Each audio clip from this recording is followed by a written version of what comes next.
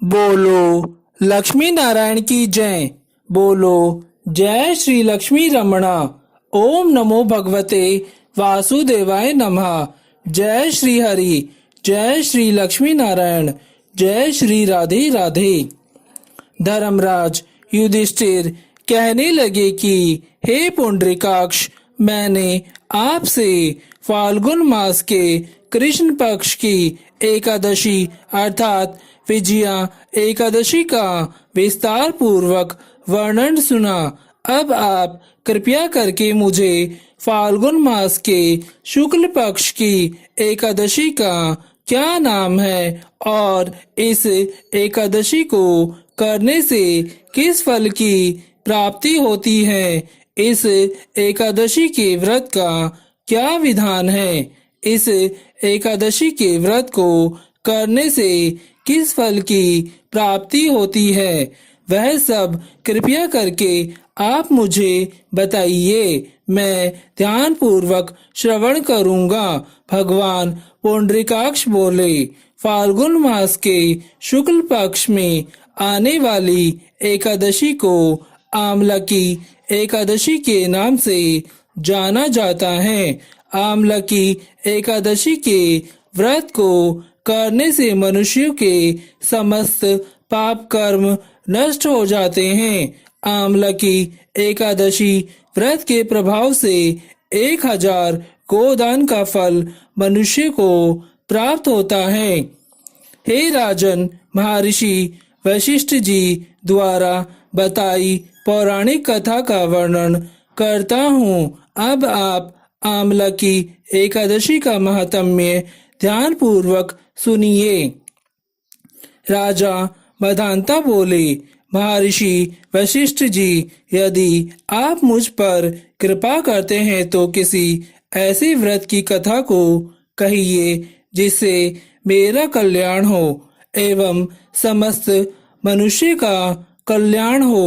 महर्षि वशिष्ठ जी बोले कि हे राजन, सब व्रतों में उत्तम व्रत और अंत में मोक्ष देने वाले आमलकी एकादशी के व्रत का मैं वर्णन आपको बताता हूँ। यह एकादशी फाल्गुन मास के शुक्ल पक्ष में आती है। एक वेदिश नाम का नगर था जिसमें ब्राह्मण, क्षत्रिय, वैश्य और शूद्र चारों वर्ण आनंद सहित रहते थे। उस नगर में सदैव वेद ध्वनि गूंजा करती थी तथा पापी, दुराचारी तथा नास्तिक उस नगर में कोई भी नहीं था। उस नगर में एक चित्ररथ नाम का चंद्रवंशी राजा राज्य करता था। वह अत्यंत विद्वान तथा धर्मी था।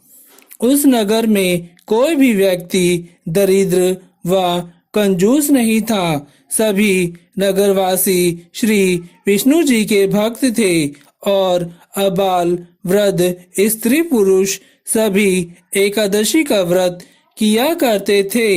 एक समय फाल्गुन मास के शुक्ल पक्ष की आमलकी एकादशी आई। उस दिन राजा ने प्रजा तथा बाल, वृद्ध सबने उत्साह पूर्वक एकादशी का व्रत किया।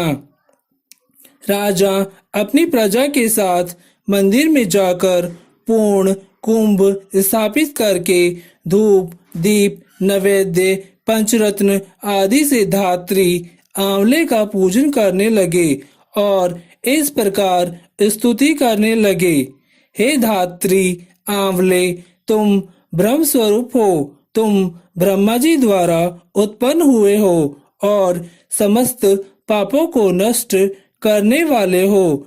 आपको मेरा नमस्कार है।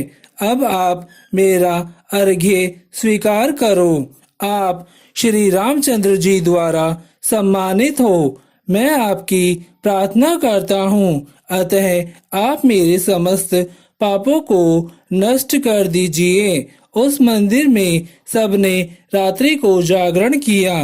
रात के समय वहां पर एक बहेलिया आया जो अत्यंत पापी और दुराचारी था।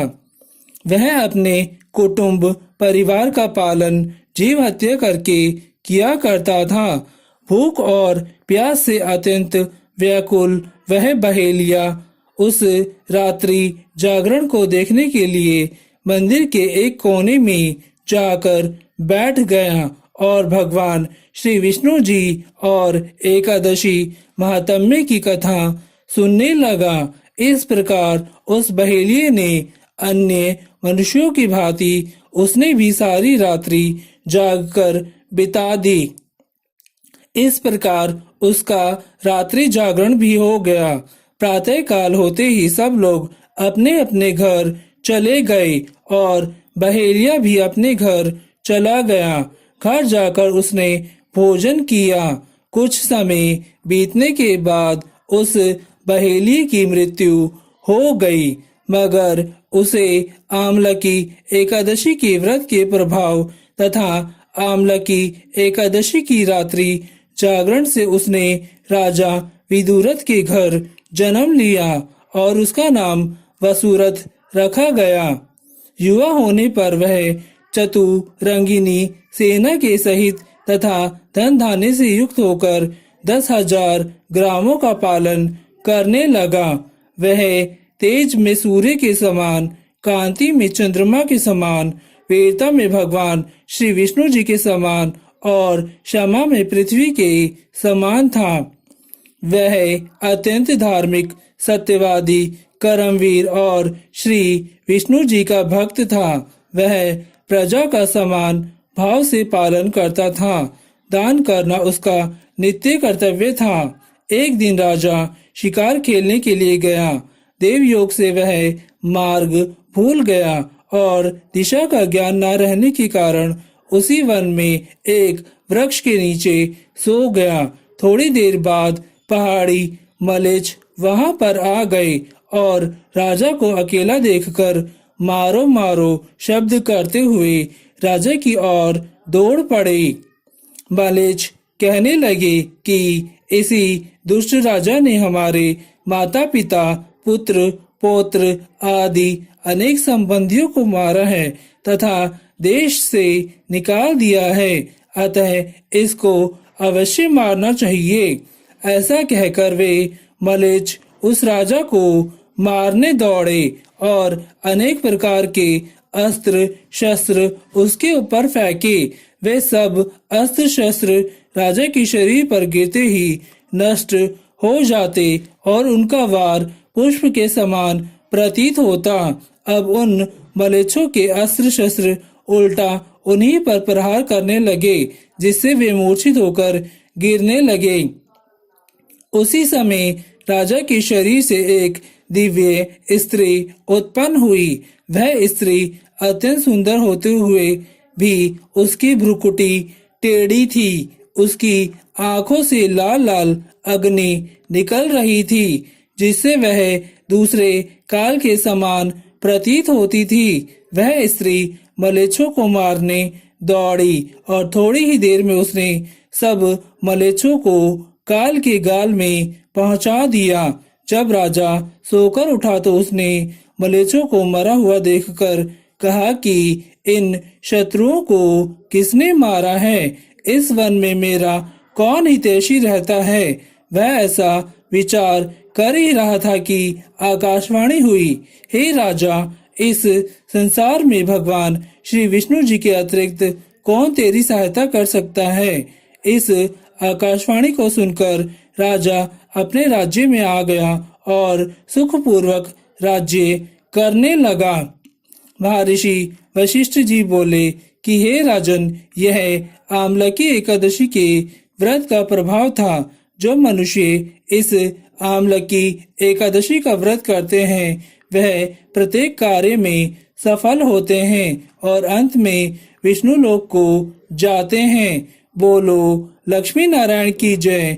बोलो जय श्री लक्ष्मी रमणा। ओम नमो भगवते वासुदेवाय नमः।